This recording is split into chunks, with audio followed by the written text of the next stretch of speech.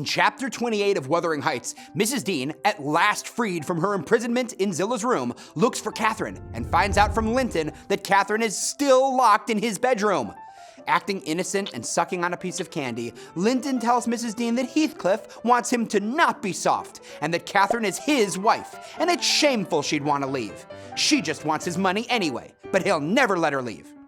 Catherine apparently had offered Linton everything she had as a bribe to leave so she could see her father, even her locket with Edgar and Cathy's pictures inside.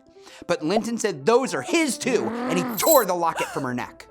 Heathcliff came in when Catherine screamed and stomped on the locket, then smacked Catherine on the mouth. Linton admits it made him glad until her mouth filled with blood. Mrs. Dean is horrified by Linton's behavior, and she reminds him how kind Catherine was when she did not have to be.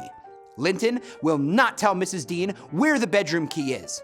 Mrs. Dean calls Linton a heartless, selfish boy, perceiving that he has no empathy.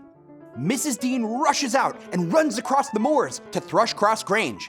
She sends servants back to break Catherine out of Wuthering Heights. She tells Edgar a cleaned-up story of what happened.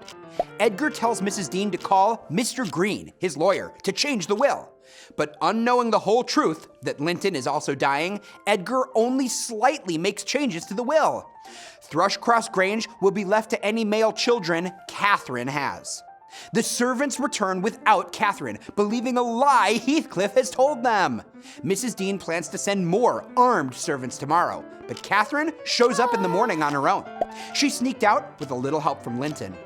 Keeping Heathcliff's crimes to herself, Catherine sits quietly with Edgar as he dies. Mr. Green finally shows up. He works for Heathcliff now. He fires all of the servants except Mrs. Dean. Heathcliff allows Catherine to stay at Thrushcross Grange until after the funeral.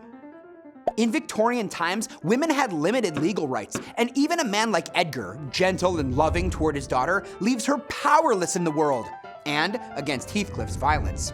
Linton may be weak, but his weakness does not prevent his cruelty.